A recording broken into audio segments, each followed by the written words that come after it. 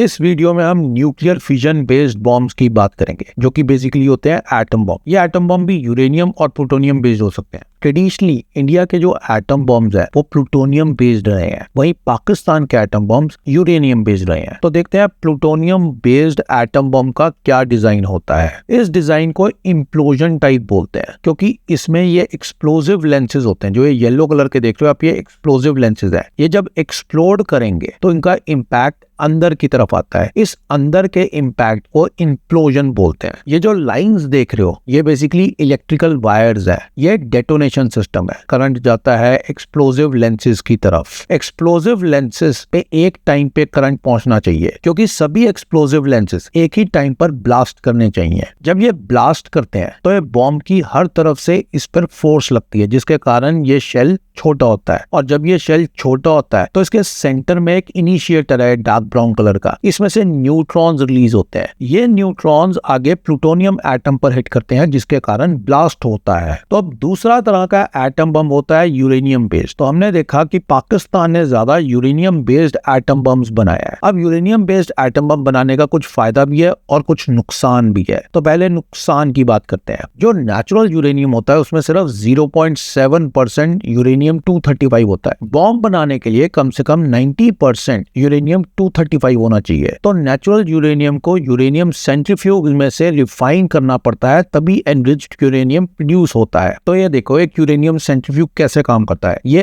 अनएनरिच्ड uranium है। इसमें से ये एनरिच्ड यूरेनियम यहाँ पे यूरेनियम 235 ऊपर की तरफ निकलता है, और नीचे की तरफ जो हैवी यूरेनियम होता है यूरेनियम 238, उसके डिपॉजिट्स बनते रहते हैं। एनरिचमेंट फैसिलिटी बहुत महंगी और बहुत बड़ी होती है, जिसके कारण इसे डेवलप करना इतना आसान नहीं होता। पर जहाँ यूरेनियम एनरिचमेंट इतना डिफिकल्ट प्रोसेस है, वहीं यूरेनियम बेस्ड वेपन्स का डिजाइन बहुत आसान है। इसे गन टाइप डिजाइन कहते हैं। इसमें एक स्मॉल बुलेट शेप यूरेनियम का पीस लार्ज यूरेनियम पे हिट करता है, जिसके कारण न्यूक्लियर एक्सप्लोजन हो जाता है। ये gun type nuclear design plutonium के लिए नहीं यूज किया जा सकता, क्योंकि जो प्लूटोनियम एटम बम में यूज होता है उसमें एक प्लूटोनियम की वैरायटी होती है जिसका एटॉमिक मास होता है 239, और दूसरी होती है प्लूटोनियम 240। ये प्लूटोनियम 240 जो है ना, इसका फिजन रेट फास्ट है। तो अगर इसे गन टाइप डिजाइन में डाला जाएगा तो प्लूटोनियम 240 पहले ही ब्लास्ट कर देगा। एक गन टाइप डिजाइन में जो बुलेट हिट करता है वो अराउंड 3000 मीटर पर सेकेंड की स्पीड पर हिट करता है, पर इम्प्लोजन टाइप डिजाइन में उससे भी ज्यादा स्पीड पर साइमल्टेनियसली एक्सप्लोजिव लेंसेज हिट होने चाहिए, तभी सभी साइड्स बराबर से कंप्रेस करती हैं, जिसके कारण इनिशिएटर से न्यूट्रॉन रिलीज होते हैं और फाइनली प्लूटोनियम ब्लास्ट होता है।